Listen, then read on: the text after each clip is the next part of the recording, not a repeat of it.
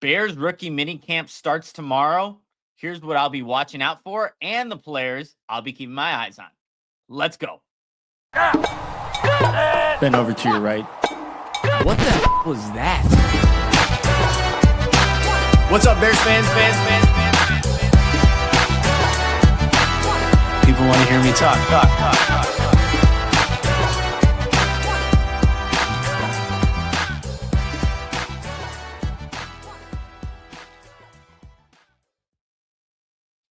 What's going on, Bears fans? And welcome to another episode of the Nicholas Moreano Show. I'm your host, Nicholas Moreano. Make sure to like, subscribe, please leave a comment, and share this YouTube channel with a fellow Bears fan. Happy Thursday, everybody. Almost towards the end of the week. We've been having some nice weather. It's been great.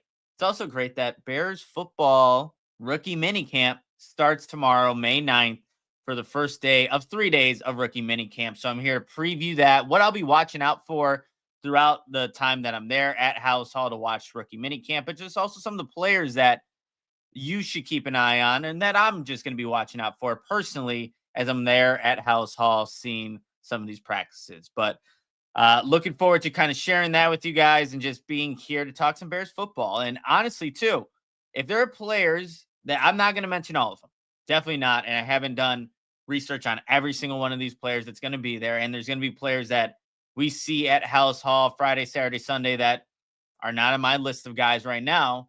But if there are any players that you're watching out for, shoot them my way so that I can maybe make notes of them as I'm there at Hallis Hall. But we're going to get right into this. Got some things planned for the rest of the day. So I want to get this show out there nice and early, 8 o'clock start. For you morning people, I like to consider myself a morning person. I wanted to actually get this show out earlier, but, I had to get the dog taken care of, things like that. But let's get into it. First, I just kind of want to start off here by kind of, sharing what is rookie minicamp essentially? Like, what's going on here? Like, what are realistic expectations and what can we expect throughout these next 3 days at House Hall as the Bears are welcoming in, obviously, their draft class, undrafted free agents, tryout players. So that's who's actually going to be there. And then actually, too, each team is invited or is allowed to invite up to 5 veteran players to try out. So that's who all is going to actually be there. And then, of course, you have the Bears coaches. But I would more so consider this as I don't know. I just actually visited my alma mater at DePaul to speak to some sports students, sports journalist students. I think of it almost like orientation / a job interview, right? Especially for these tryout players, these undrafted free agents. Like, you're getting in front of NFL personnel. You're getting into an NFL facility. You're like meeting equipment staff. You're meeting all the different groups in what is an NFL building. So there's a lot of I think just meeting people for the first time, but getting this idea of what being an NFL player could look like. So that's what I think is to be expected from these football players that are going to be invited these next 3 days at House Hall. But just looking at some of the guidelines, I guess, you get 10 hours a day. That's the league max over 3 days to be actually in the building. And then can, I think, expect, anywhere from like 40, 60 players per team. And again, the goal is to try to land one of those spots on a 90-man roster. Makes sense, right? So that's why I kind of view it. And I would think maybe the players that are trying out, like, it is a job interview. So you want to put your best foot forward, show that you can understand a playbook, a slimmed down playbook, right? It's not going to be anything that is super in depth. So I think you're going to expect a formations, coverages, route concepts, things like that. And I think you want to see if these guys can retain that information once they're in the classroom. And then as they go out to the football field, take what they learn there and execute it, right? I think that's obviously going to put yourself in a better position to show that the physical talent that you obviously had because you're being invited.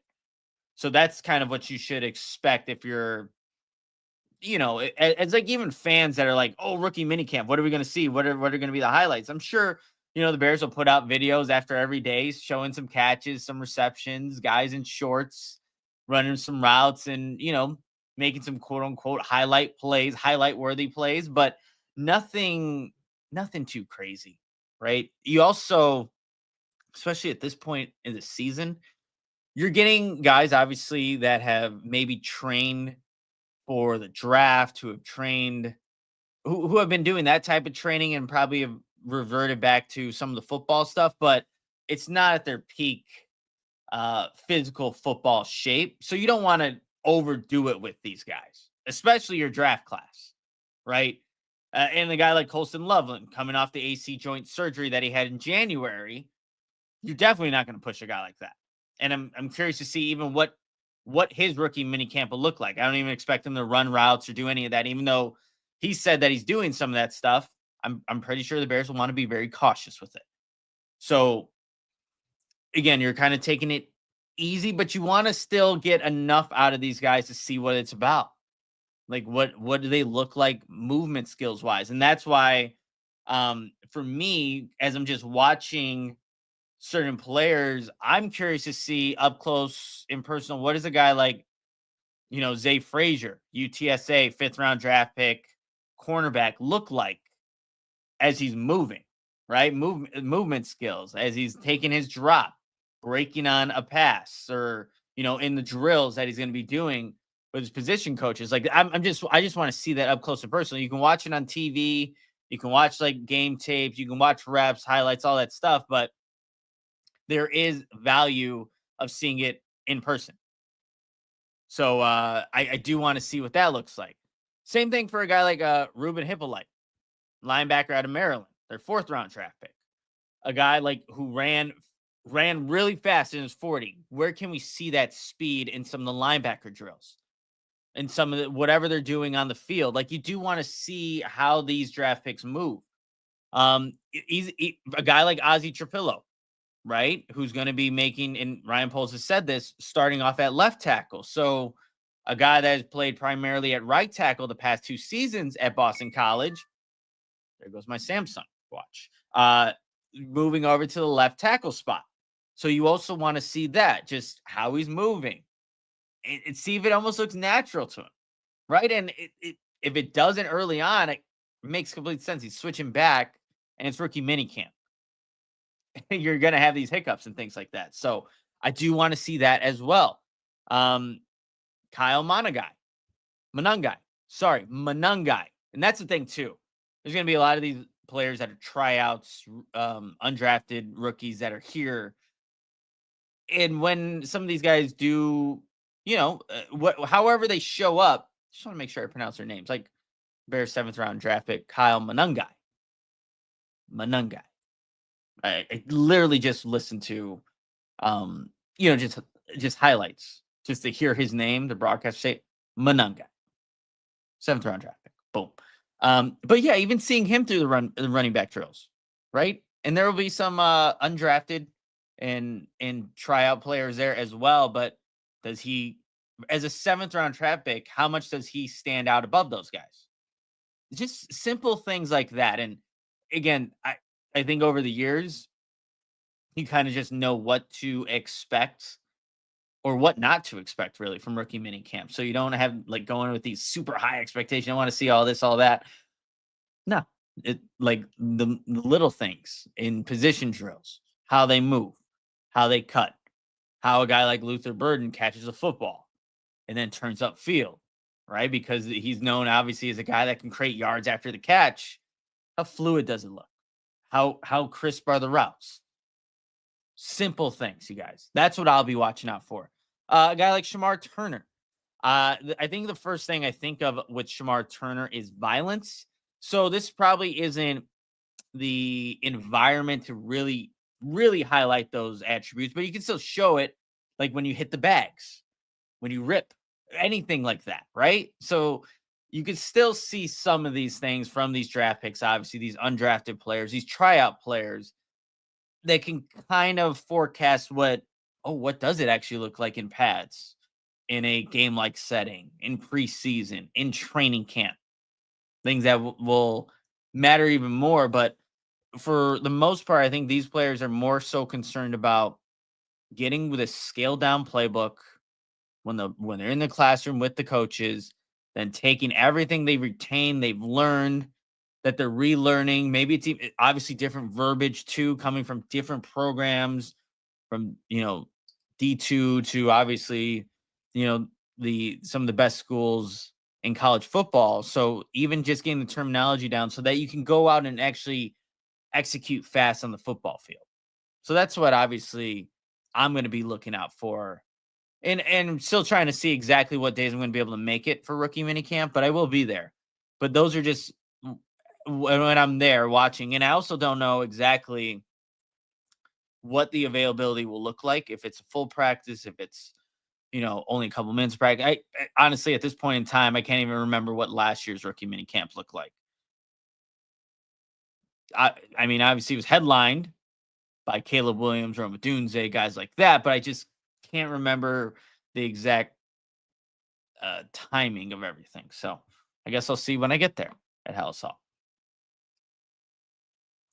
Let's see. We got Brian in the chat here. Happy about rookie minicamp, but cannot wait for the O-line and D-line battles. The Bears did a good job of creating competition.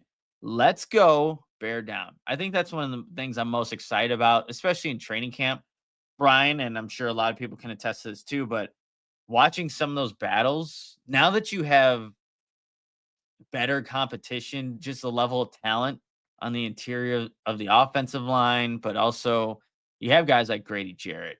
I just mentioned Shamar Turner, Jervon Dexter, a healthy, Andrew Billings, hopefully. Like, I am looking forward to those battles. Also looking forward to the battles on the outside, right? Adio Odengbo versus Ozzie Trapillo or Darnell Wright, Montez Sweat. I remember early on last year in training camp, Montez Sweat was working Darnell Wright. So, yeah, just things that I'll be watching. We have Squeegee in the chat. Please remind Burden that Green Bay took Golan and thinks he sucks when you see him. I don't think, honestly, Squeegee, I don't think I need to remind Burden of any of that. He's got, I'm pretty sure, it would not surprise me if later on in the season we see a list of maybe the wide receivers that went ahead of him. It's not too much, right? It's not all that too much because he was drafted in the second round, but he probably has every single team listed down there and the receivers. It just seems like Burden would be that type of guy. Let's be honest here. Just knowing that he believes he should have been a day one pick, wasn't a day one pick. Even that introductory Zoom press conference, you could sense there was a edginess to him. So I don't think I even need to remind him of that, Squeegee. But I'm looking forward to him. Looking forward to watching him run routes, catch the football, just do those types of things. Like that'll be fun to watch. And then, yeah, like I said with Colston Loveland, I just don't know. Probably won't see. I don't. Maybe they will allow him to run routes, but I just feel like they're going to be very cautious there. Not going to do anything too crazy, and that makes the most sense, right? You don't want to do anything during this period right now that's going to impact the future success of a top 10 pick like Loveland. So we'll have to probably wait and see on that one. Wait and see. And then actually Luke Newman really quickly from Michigan State. A guy that used to play tackle, got moved inside. I'm just curious, based on drills, even like day to day, is it just center? Or are they kind of repping him in at guard spots as well? So just kind of watching that as we're seeing exactly where all these guys are lining up. Shamar Turner as well, right? He did play outside at Texas A&M at times. He did move inside. So anything that you're going to see in these next couple of days doesn't mean it's going to actually stick for mini camps and training camps, things like that. But we'll be keeping an eye off of that. We got Ron C in the chat here. Is it crazy to think most or all of our draft picks this year will all play during the season without injuries to others? You know what? I mean, I guess when you factor in special teams, there could be a possibility, but even look, if a guy like Zay Frazier should get some time on special teams, so I would see that. Luke Newman probably would be the guy that you don't see, potentially, right? If everybody's healthy, you shouldn't see a guy like that. Now, unless you, for whatever reason, maybe put him in on like a field goal unit. But other than that, I mean, I think you're right. Ruben Hippolyte should be a core special teamer. The one actually, so this is I do want to bring this up before going to the first break. Let's see, I believe Ben Johnson speaks tomorrow, if I'm not mistaken. But I just kind of want to ask either Ben Johnson or somebody, just, are you okay with Ozzy Trapillo if he doesn't start? You know what I mean? Like, as everything's being, they're going to compete for jobs, especially that left tackle spot. But let's say Ozzy just isn't quite there yet by the time they're, getting into week 1. Are you just comfortable with that? A second round draft pick sitting, kind of watching, maybe being like the first option at a swing tackle spot. But are they comfortable at that? So I'm curious to just kind of hear their perspective and their thinking of it. And maybe they're expecting him to win the job, but they're also expecting Braxton Jones to come back healthy. Karan Amagaji, Ryan Poles, and Ian Cunningham, and Ben Johnson are still high on. So I want to hear it from the head coach, or even Dan Rochard, the offensive line coach. What are the are you okay with a guy like Ozzy Trapillo if he doesn't win the job? Are you okay with that? It just will be interesting to kind of hear their thoughts on it. But that's kind of something I was just thinking about as I'm kind of going through here and looking at these draft picks. But yes, obviously this rookie class is going to be the highlight, or the main focal point of rookie minicamp. But there's also undrafted rookies that I want to get to, and some tryout players. Not many that I have highlighted here, but definitely guys that, again, I'm keeping my eye on as I'm thinking about rookie minicamp. But before we get into some of those players and who those players are, of course, as you know, you got to tell everybody, and everybody should know this, sponsor by now, but I have to tell everybody about my friends at Windy City Sports Cards. Look, guys, they specialize in buying and selling all things related to Chicago sports. Whether you're a diehard fan of the Bears, Bulls, Cubs, White Sox, or Blackhawks, they've got you covered with an extensive selection of sports memorabilia and collectibles. In addition to their Chicago-focused items, everybody, they also offer a vast collection of sports trading cards and memorabilia from your favorite teams and players. Visit their online store to find exactly what you're looking for to complete your collection, or to discover a new favorite. You can check them out at 312-WindyCitySportsCards.com. That's 312-WindyCitySportsCards.com. You can also check out their merch. As you can see, I'm rocking this dope Windy City Sports Cards t-shirt. Super comfortable, by the way. And it looks great. Love the blue. Oh, look at this logo right here, too. Yeah. So check out Windy City Sports Cards. Also, guys, you've definitely heard me talk about them before, but I also want to highlight my friends at Protein 2.0. One, if you're looking for a protein drink alternative that's not like your thick protein shakes, this is going to be the guy right for you.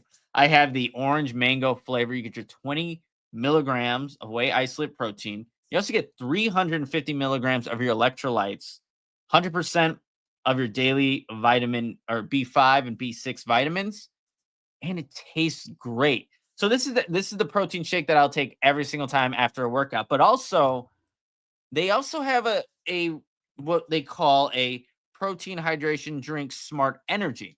So not only do you get your 15 grams of whey isolate, but 125 grams of caffeine as well.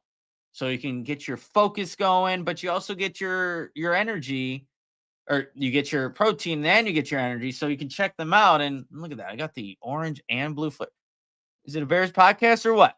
Wouldn't be if I didn't have these two flavors. But as the lower third suggests, available at Target, Amazon. And you know what, guys? I really like their message. It's just they have a simple goal there at Protein 2.0. And I'll read it to you. We created Protein 2.0 with one simple goal: make it easier to get the protein and hydration your body needs without all the unnecessary junk. I think we can all live by that and actually be like, okay, no, that makes complete sense. So check out Protein 2.0. Awesome product. And like I said, every single time I'm out of the gym, I'm literally drinking one of those. Tastes delicious and it's really good for you. So check out Protein 2.0. All right, everybody, let's get back into this and let's highlight some of these players that I'll be watching out for during rookie minicamp that are not the upcoming or the draft class that the Bears have. And obviously, they're, like I said, they're going to be the focal point of rookie minicamp, as they should be, right? But there are also other players too that are going to be invited and that the Bears have signed that I think could, quote unquote, make a splash at rookie minicamp. And we're going to start with the two safeties that Ryan Poles actually talked about during his recent interview with ESPN 1000. And that would be LSU's Major Burns and Oregon's Tysheem Johnson. And so for Major Burns, and actually I did write an article on both these guys, kind of highlighting all their stats and everything that they've accomplished throughout their careers at LSU, but also for Tysheem Johnson at Oregon. So just to kind of, and, you know, I'm going to pull a lot of stuff from that article I've already done, but Major Burns, for guys that, for people who don't know, played at LSU, 6'2", 207 pounds. He finished his collegiate career with 45 games played and ended with 209 total tackles, 10 passes defense, 2.5 sacks, 1 forced fumble, and an interception, and 1 touchdown. I do want to highlight that play too. But he originally started his career at Georgia and played 6 games his true freshman year. And then following the 2020 season, transferred to his hometown of Baton Rouge in, Louisiana to play for the Tigers and played 4 seasons for LSU. And the one thing that I will, because I don't want to read verbatim everything that I wrote in this article, but he has dealt with some injuries and it started even early on. During his freshman season at LSU, he was named a starter during fall camp, but suffered a season-ending foot injury in the 5th game against Auburn. So that was his true freshman year at LSU. Second season, played in 9 games, started in 5. That season was again derailed with a neck injury he sustained in week 3 against Mississippi State. He did play the next 5 weeks. His junior season, he played in all 13 games and filled the stat sheet how I wrote here. New career high in total tackles with 90, 1 sack and interception for a touchdown, and 3 pass defense in that junior season. It was against Wisconsin, finished with a game high 13 tackles, and against Missouri, Burns essentially ended the game with his 4th quarter pick 6 to give LSU a 49-39 advantage. So, playmaker. Then his last season had a different production. Senior year, finishing with 49 total tackles, a forced fumble. He had a turnover or forced fumble in the game against, who was it? Ole Miss. And that allowed LSU to kick a field goal right before halftime. They end up beating Ole Miss by 3 points. So there you go. Major Burns making a major impact. During his pro day, ran a 4.52 40 and finished with 37.5-inch vertical jump. That would have been the 5th best among safeties at the NFL Scouting Combine. So Major Burns, LSU safety. And why I'm going to bring up also Tysheem Johnson, Oregon safety. You can also play some nickel according to Ryan Poles, but just look at the safety spot right now, you guys. Before I actually get into Tysheem Johnson, in my article, I kind of highlighted who these 2 guys would realistically be battling against. So that's going to be guys like Jonathan Owens, Elijah Hicks, Tavarius Moore, and Alex Cook. Those are kind of the safeties behind Kevin Byard and Jaquan Brisker. So there's like an opportunity. And I said, like, at the end of my article that most likely these 2 guys are fighting for a spot in the practice squad more so than a realistic option at the 53. The Bears had 4 safeties make the 53-man roster last year. So it's going to be tough to, I think, fit into that mold there. I think Jonathan Owens would be somebody that the Bears end up still keeping on here. And then Elijah Hicks has been, a Ryan Poles draft pick in the 7th round out of Cal. And he's had spot starts here and there, has played obviously special teams, but I think the realistic option for both these guys is going to be a 16-man practice squad. But really quickly, let's go back to back up to Tashim Johnson, Oregon, 5'10", 195 pounds. 4 years, all at Oregon. Oh, no, sorry. 2 years at Ole Miss and then 2 years at Oregon. Apologize for that. He ended his college career with 53 total games played and made 262 total tackles, 10 pass defense, 2 sacks, and 6 interceptions. Let's go really quick. I think his time at Oregon, this guy was just making plays, especially later on in his career. He transferred his junior year to Oregon and immediately made an impact on the program. Started all 14 games for the Ducks, 70 total tackles, a sack, 2 interceptions, and 7 pass defense in the 34-31 loss to Washington. So he would have actually played against Rome Odunze in the Pac-12 championship. Johnson recorded a season-high 9 tackles, 7 of them solo, and had a pass defense. In his final college season, he started all 13 games and made 67 total tackles and set a career-high in interceptions with 3 against Illinois. He had a team-high 10 total tackles and a 38-9 victory. In the Big Ten championship against Penn State, he had 9 total tackles. So both those guys are not afraid to get down and dirty and make tackles. So those are some of the characteristics that I want to highlight with those two. But again, this is not going to be the camp that's really going to show tackling ability. How do you move in space? How do you retain what you got in the classroom and get into your proper landmarks? And, I might not even get to see all of that. But those are things that probably will be more emphasized in rookie minicamp as we're looking at both of those two players specifically. Another player that I do want to bring to your attention, and we'll actually get to both these linebackers, Power Echols, the linebacker out of North Carolina, 22 years old, birthday's on January 20th, 2003. So I mentioned that because, he's going to be 22 for the rest of this year. So 39 straight starts, and he started after his freshman year. And then you just saw a guy that he just produces. So after that freshman year, he played in 2022, 14 games played, started all of those, 103 tackles, five tackles for loss, 2 sacks, 1 forced fumble, 3 pass defense, and an interception the following season. So this would be his junior year, 13 games played, 102 tackles, 5.5 tackles for loss. So a half more tackles for loss than his previous season, 2 forced fumbles, 2 pass defense, and an interception. And then in 2024, which is just last year, 12 games played, 76 tackles, 1.5 tackles for loss, half a sack, 7 pass defense, and 1 interception.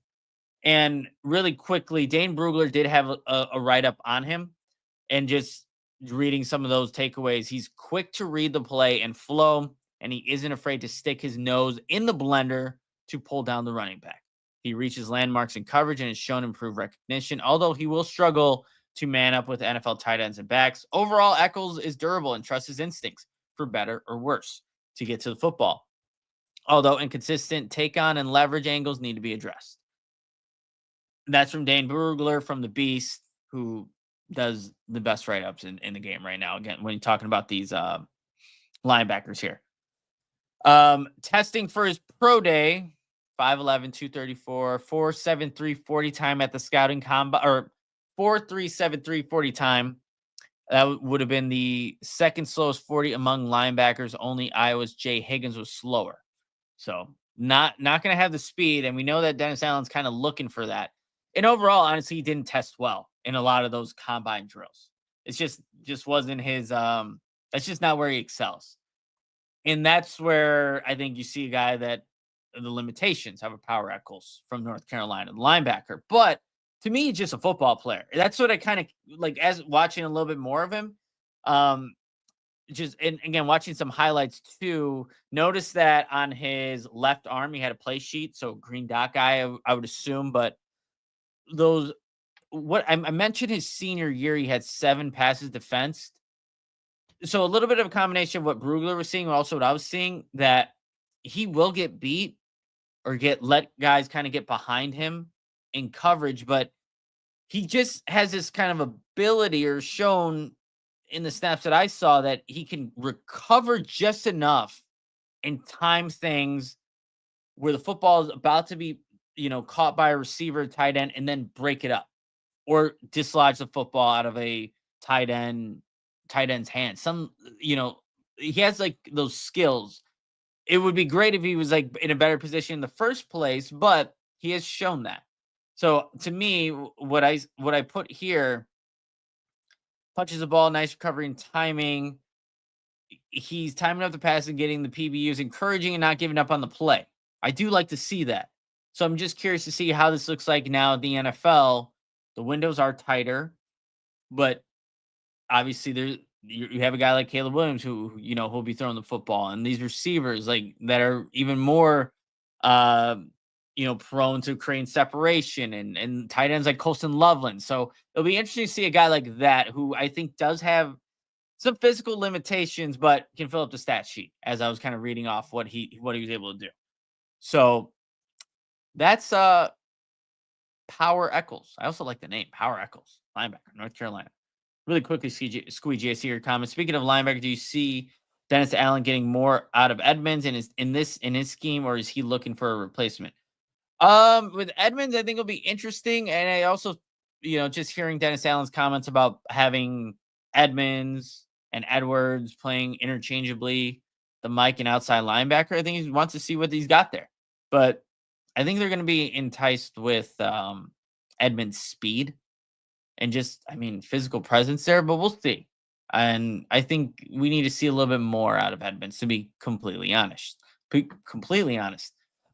This is another player. I already talked about him yesterday, and I probably should have waited for it today, so I won't even go super in depth. Luke Elkin, the long snapper out of Iowa, somebody that has familiarity with Torrey Taylor being his long snapper the past 3 years at Iowa. So that's another guy that I'll just be mindful of as I'm watching some of the special team snaps that'll be happening during rookie minicamp. But I did talk about him more in yesterday's or Tuesday's episode, so won't get too in depth on Luke Elkin, long snapper out of Iowa, but he is on the radar for me as well.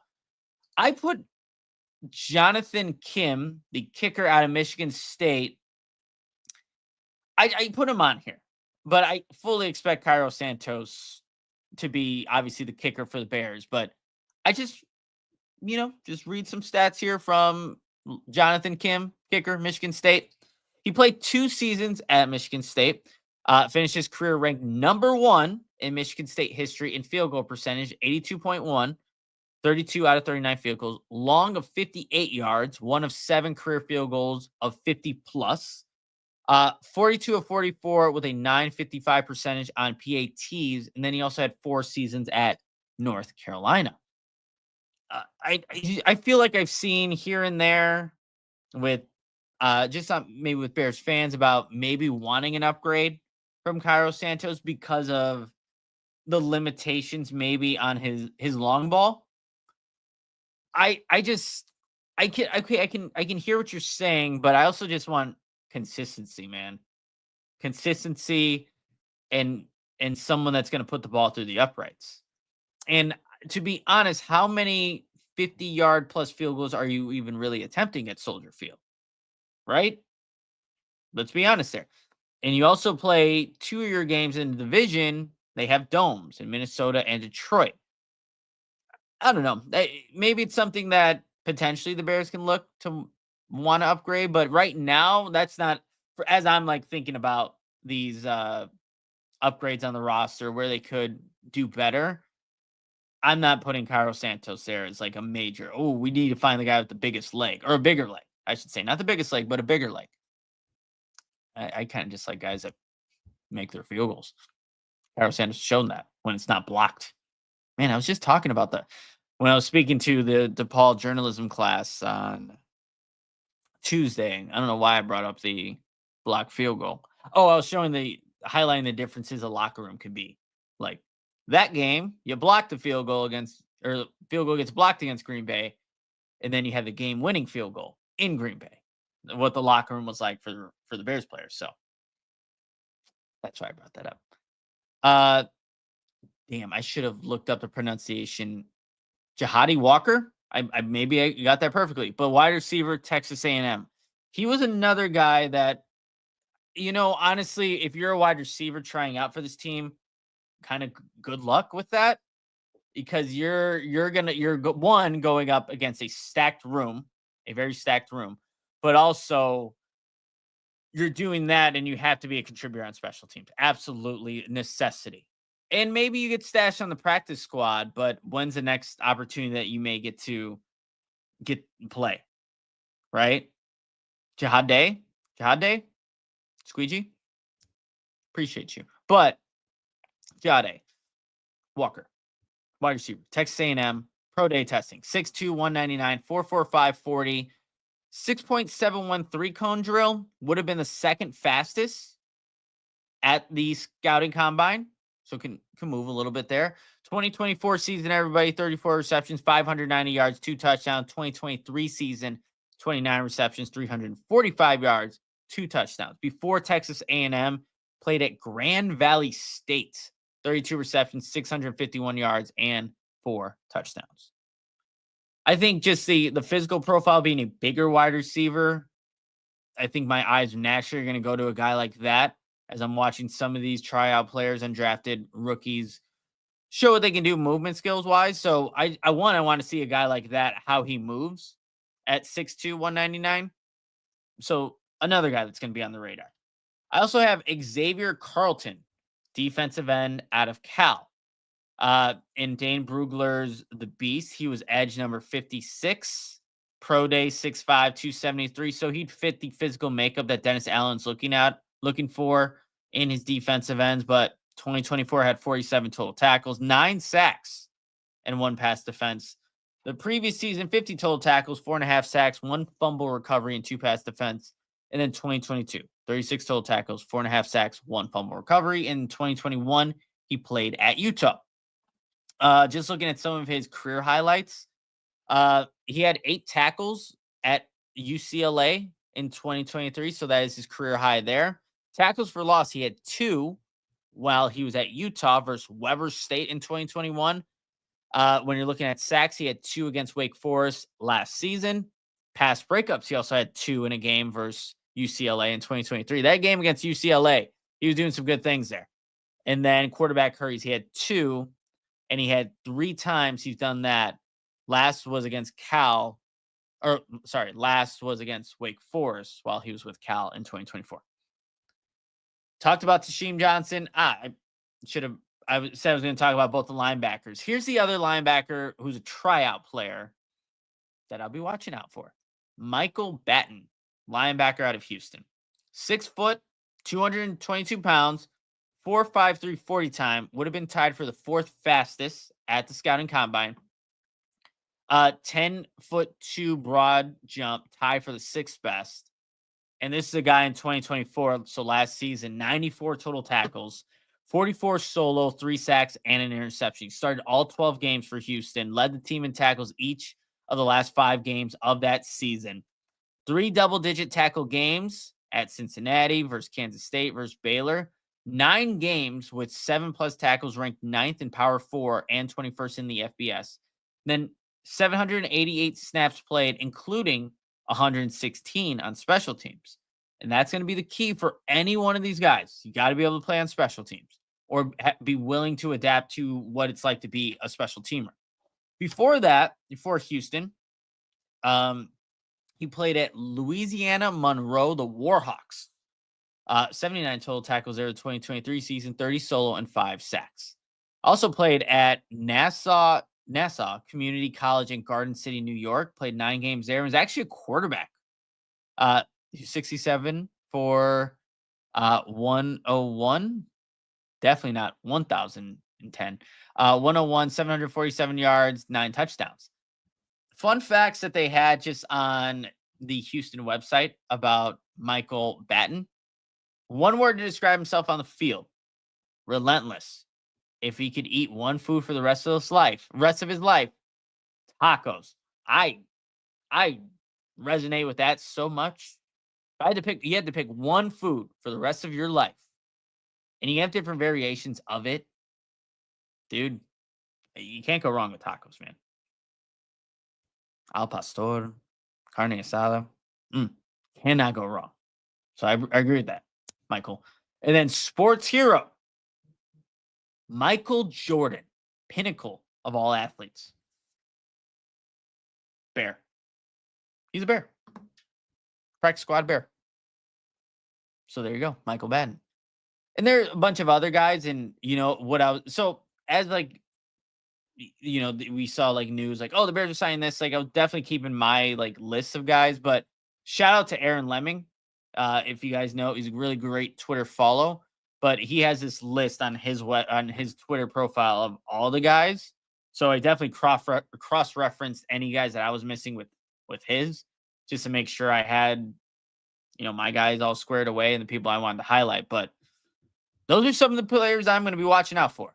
There's probably more. There's definitely going to be a lot more. And hopefully, as I'm there, people that I had no idea of will pop up and show up for this Bears team. And again, this is going to be a really tough roster to crack any spot on. Practice squad, 53, 90, any of it. But it's a tryout. It's orientation. Make the most of it. I'm rooting for all these guys. Like, this is what's so crazy is like, this is obviously the start of a lot of players' careers, especially that draft class. And it's not guaranteed for all 8 of those guys, but for this draft class, it's the start of their NFL career in the facility, on the field, working with the coaches. And then for a majority of those players that will be there, it's the end of their football career, potentially.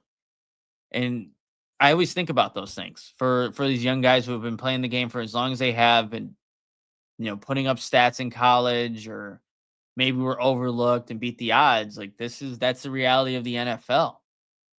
And not everybody gets to have the privilege of being in it day in and day out and play. So rooting for all these guys. Hope, no injuries, go out there, do your best, and see what you can make, see what impressions you can make on this coaching staff. You never know. Never freaking know. But yeah, you guys, that's gonna do it for this rookie minicamp preview. Hopefully you guys enjoyed it. Make sure to follow the Bigs YouTube channel throughout the weekend. I'll be posting content on there as I'm at Halsall. And like I said, don't know exactly what days I will be there, but I will be there covering some of the practices, press conferences, things like that. So appreciate everyone for being in here today for this earlier morning show. If you haven't already, for the people that are here, like this show, subscribe if you haven't already. It was funny because I randomly just went on my YouTube channel and saw like how many followers do I have, and I took a screenshot. It was 69. I said, although that's a good number or a nice number, we can still grow it, right? So you guys have done that, which is awesome. I really appreciate the support. So can we get to 7K? I could tell you we are really damn close to 7K. So, a Bears fan, a family member, let them know. Send them this YouTube channel, man.